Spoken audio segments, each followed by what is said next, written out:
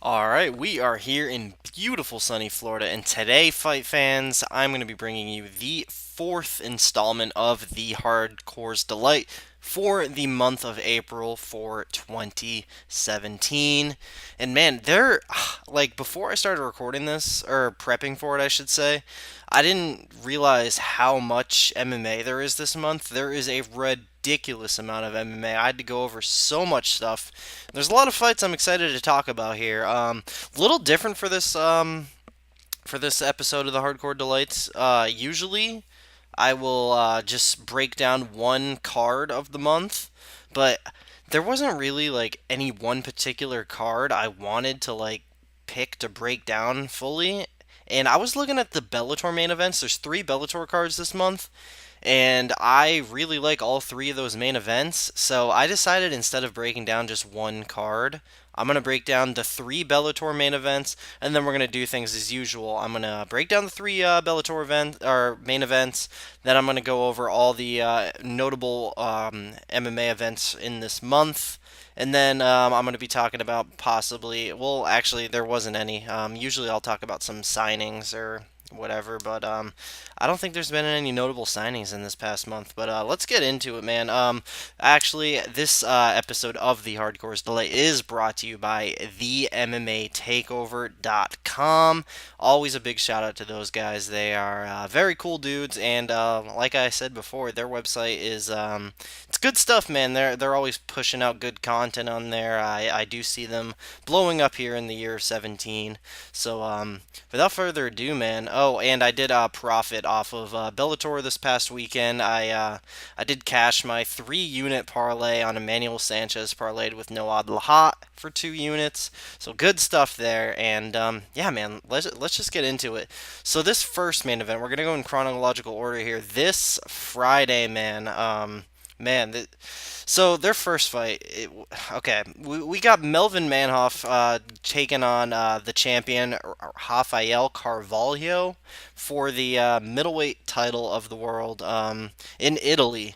And if you saw that first fight, man, obviously it was a huge letdown. Neither guy was really pulling the trigger. It was just 5 rounds of staring, pretty much. The referee warned them to, you know, execute many times. It just never really happened, and most people thought Melvin Manhoef won that fight. I think it was.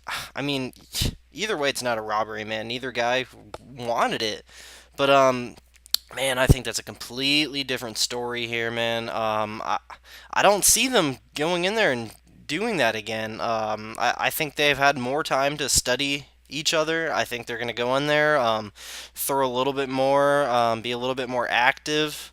And man, especially Melvin Manhoef, man, I see him. If anyone's going to be more aggressive in this fight, it's going to be Melvin Manhoef. You know, the dude's 40 years old. This really is going to be his last chance at a major MMA title. But he wants this, man. And Rafael Carvalho, there's no way this dude can be happy with his performance. You know, this guy gets a lot of crap. Nobody really talks about him as a player at 185 pounds, but he's not bad, man. He's good. You know, he's huge for the weight class. He's 6'3" with 79-inch reach. Dude's big. He can strike. He's been working on his grappling. I see here on his record that he's been having some grappling bouts, and that's good, man. That he's working on his grappling, and that could come into play here, man. He could go out there and try to grapple Melvin Manhoef, which you never know. I do think Rafael Carvalho has more ways to win here, obviously, with the striking and the grappling. Melvin Manhoef never really had much grappling to begin with. But I can't count Melvin Manhoef out completely. I mean, he can always land that shot. You never know. But I'm pretty solid on Carvalho here, and I think he knocks Melvin Manhoef out this time around. I'm going to say Rafael Carvalho via a second round KO. And there's no odds out for this fight right now. The way I personally lined it is Rafael Carvalho minus 190. Couldn't quite give him that 2-1, but yeah, man, pretty solid on Carvalho here. You know, he's 30 years old. He's in his prime. He's the one improving. He's way bigger than Melvin Manhoef. He was a pretty big favorite last time for a reason, But it's hard to count out Melvin Manhoef. Well, I'm really interested to see what the line is going to be there, and I'm really interested to see what the line on like the over and the doesn't go the distance is, just because of I think goes the distance in their last fight was something like plus 650 or plus 700. Um, I mean, I wonder what I wonder what the line's going to be on that this time around. I mean, I don't really see that same thing happening again. So if doesn't go the distance is pretty nice, like minus 200 or minus 250. That's parlayable. We'll see. But yeah, man, definitely like Rafael Carvalho there. But then this next main event, these two next fights, these are a step above that past one. On the 14th of April, you got Eduardo Dantas defending his bantamweight title against Leandro Higo. Man, Leandro Higo is he's a savage, man. If you don't know Leandro Higo, he was the RFA champion, and then when RFA merged with Legacy, he did beat Steven Peterson, who was the Legacy champion, to unify the two belts for LFA. He's the first ever LFA champion, man. The dude, he was on the Ultimate Fighter. Unfortunately, he did get submitted by Bruno Correa there. But the dude's making improvements, and man, I'd love to see both these guys in the UFC. I think this is a pretty evenly matched fight, honestly, man. Eduardo Dantas, he's he's definitely the more hyped fighter of the two here, and I definitely expect him to be the favorite, and I think rightfully so. But I mean, looking at his record, I'm not entirely impressed. He last fight he beat an old Joe Warren. Um, Before that, he beat an old Marcus Galvo, who has not looked great. Neither of those guys have looked great. He beat Mike Richman, who's not great. Before that, he lost to Joe Warren. So man, he got knocked out by Tyson Nam in 2012. The dude doesn't have the most impressive record. He's a very skilled fighter, definitely in the top 30 bantamweights in the world, in my opinion. Um, I definitely don't think he's unbeatable here. If I can get a nice little underdog price on Leandro Higo, I might have to go ahead and take a stab at that. Leandro Higo, I mean, obviously he doesn't have the best record in the world. I mean, the best guy he's beaten is Steven Peterson, and that was. I mean, he dominated that fight. He won 4 out of 5 rounds, but there were some scary moments for him in that fight, man. Neither of these guys are perfect fighters by any means. I am really interested in it because I do think it is very evenly matched. I mean, I'm having a real time picking a winner here. I am gonna slightly go with Eduardo Dantas. I think he can get it done in the grappling. When it comes to the feet, I think Higo definitely he has the advantage there. But man, I guess with the Bellator experience, this is not Dantas's first rodeo. He's the Bellator champ. He's fought there before. This is the biggest stage Higo has fought at. Man, I mean, I'm gonna go with Eduardo Dantas. I'm gonna say decision, not with a whole lot of confidence there, but man, I'm gonna be looking at an underdog play on Leandro Higo because the way I lined the fight, man, I lined it Dantas minus 130. So if I can get Leandro Higo, like, I mean, I'd want something like plus 140, plus 150. I would maybe take that, but I have a feeling we might get something even better because Dantas definitely is the more hyped fighter of the two.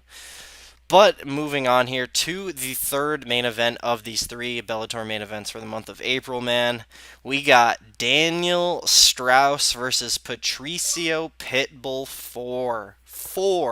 This is the fourth time these guys have fought, man, and Straus going to be defending that belt against Pitbull here, and it's pretty damn weird that Pitbull is getting a title shot coming off a loss to Benson Henderson. So obviously, like I just said, these guys have fought 3 times. So the first fight, that was a long time ago. That was like 2011 or 2012, and Patricio Pitbull, he didn't dominate Straus, but he clearly won all 3 rounds. Second fight comes along. This is a much more improved Daniel Straus. He is outstriking Pitbull. He's bloodying him up. He's beating the hell out of him. He's on his way to winning the fight. Then late in the fourth round, he gives up his back and Pitbull submits him. Then the third fight. So Daniel Straus is down 0-2 against this guy. So third fight comes. He pretty much just dominates Pitbull once again in the early rounds, like the first 3 or 4 rounds. Then Daniel Straus almost friggin' blows it again and gets submitted by Pitbull again. Almost happens, but Daniel Straus, unanimous decision victory, becomes the champion over Patricio Pitbull.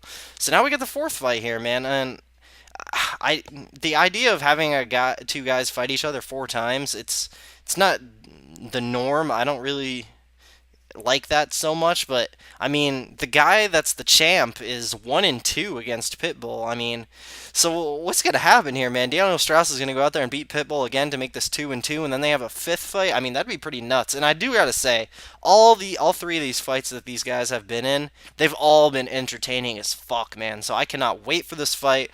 But getting into it, I do slightly favor Daniel Straus. Now he is coming off like a really long layoff, like a year and a half. But in those last 2 fights against Pitbull, it just seems like he has the dude's number. He knows how to beat the guy, especially in those early rounds. I don't see Strauss finishing Pitbull. If anyone's going to get that finish, it's going to be that Pitbull sub. Man, the layoff is tough. If it wasn't for the layoff, I would be so strong on Daniel Strauss here. But the layoff and the injuries, year and a half, man.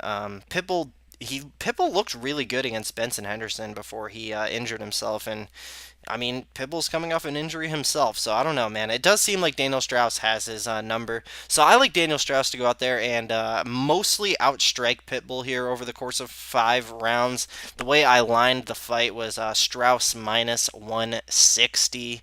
We'll see what the line looks like on that. But yeah, man, those are the 3 big Bellator main events for this month, and I'm excited for all 3 of those fights. I know most people would say they're not looking forward to Carvalho versus Manhoef like at all. And I guess I don't blame them, but I am, man. I'm looking forward to that thing.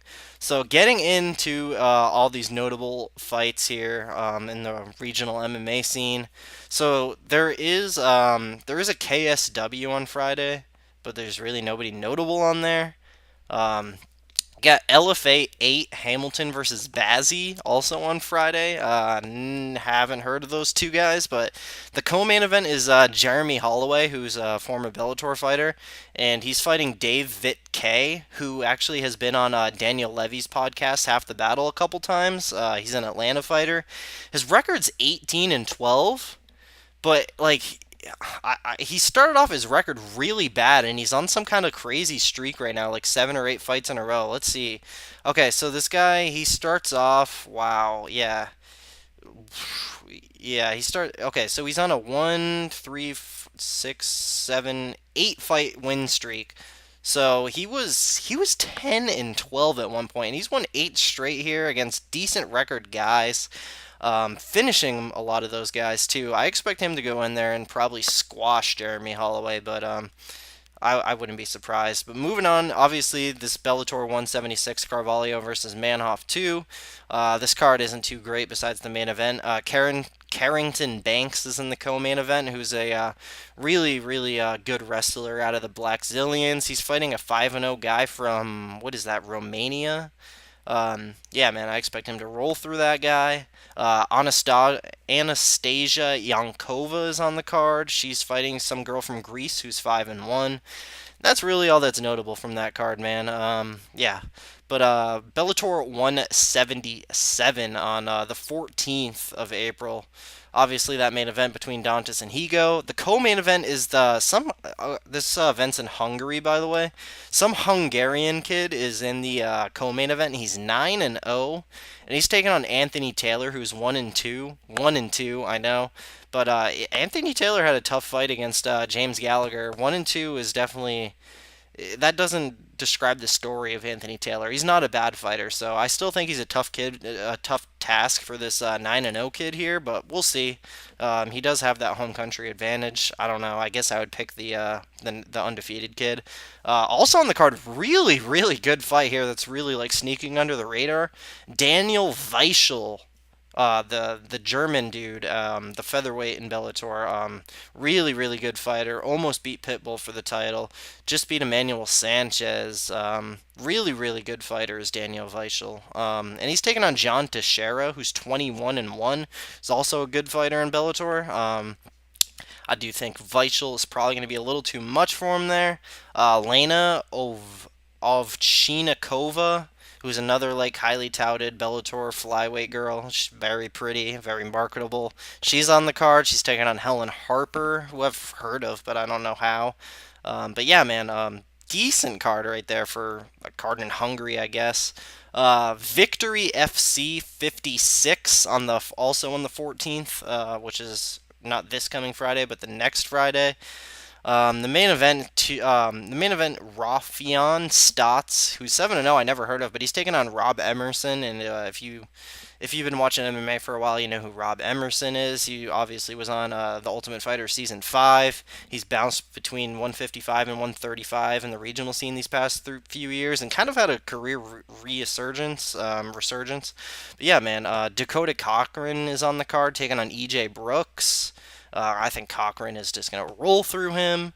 And yeah, man, Victory FC, it's on Fight Pass if you're not doing anything. I think that's worth watching. Then LFA 9 also on the 14th. Lots of MMA on that Friday.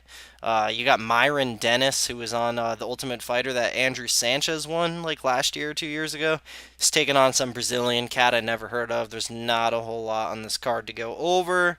ACB 57 on the 15th, that Saturday. Man, so all these Russians, it's hard to remember who's who with all these Russians. All their names are like kind of alike, and all these guys are so good. The main event is for their 135-pound title. Their co-main event is for their 155-pound title. Good guys. I've heard of Magomed Magomedov before. He's the 135-pound champ, 13-1. He's good. And their 155-pound champ, Abdul Vakabov. Like I said, these names are just shit to pronounce. But yeah, man, ACB 57 on the 15th. That's definitely worth watching. And then this is the one I'm looking forward to the most by far besides UFC. I'm looking forward to this card more than Bellator, any of the Bellators. We got Ryzen on the 16th on Sunday, man.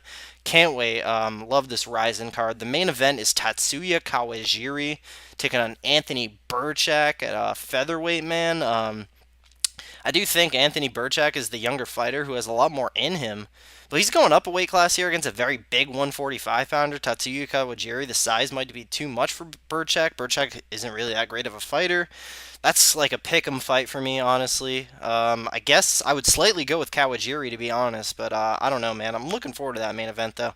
Co-main event, Amir Ali Akbari, the Iranian wrestler who's just steroided out of his mind, who's just an absolute beast, is fighting another guy who's absolutely steroid out of his mind, Geronimo dos Santos, who's this gigantic Brazilian dude. He's freaking huge, man. Look up Geronimo dos Santos. This guy is absolutely massive. He is on all the roids. I guess I'd go with Ali Akbari there, just with the wrestling pedigree. And then Kyoji Horiguchi is on the card, man. The best fighter on the card. Arguably the best fighter outside the UFC, man. He's taking on this guy, Yuki Motoya. I feel like I've heard that name before, but I'm not 100%. And if I feel that way about a guy, I don't think that guy is going to go in there and beat Kyoji Horiguchi. So, Rina Kubota is on the card, 3-0, atom weight, a female. She's like Japan's most like highly touted female prospect. Tenshin Nasukawa is on the card, who's just a striking phenom. If you don't know about Tenshin Nasukawa, go on YouTube and search his name immediately. He is a striking phenom. He's freaking working on his grappling too. He just got a submission in his last fight. The kid is a god when it comes to striking, and I don't say that lightly. Kid is good. So nice to see two prospects there, male and female, back to back with Tenshin Nasukawa and Rina Kubota. And then you got Satoshi. This is a funny fight. This is so Ryzen. You got Satoshi Ishii taking on Heath Herring, man, and Dude, I don't know, man. I don't know if the judo was going to be enough to go ahead and take down Heath Herring there. I think Heath Herring has a good chance of knocking Ishii out, honestly. I mean, Heath Herring almost knocked out Ali Akbari in the last Ryzen card. Um, these two guys are just slobs, so I'm really not sure what's going to happen there. Anything could happen if I had to make a pick. Absolutely had to make a pick. I guess Ishii, because there could be a little home cooking if it goes to the judges. Jazzy Alpha Female is on the card, who's this gigantic German girl who came out and like talked shit on Gabby Garcia last card. If you guys don't watch Ryzen, please do yourself a service and watch Ryzen. It's the most entertaining shit in MMA right now. Like literally, I mean, if you're looking for the elite of the elite and like the best technical fighting possible, obviously that's in the UFC.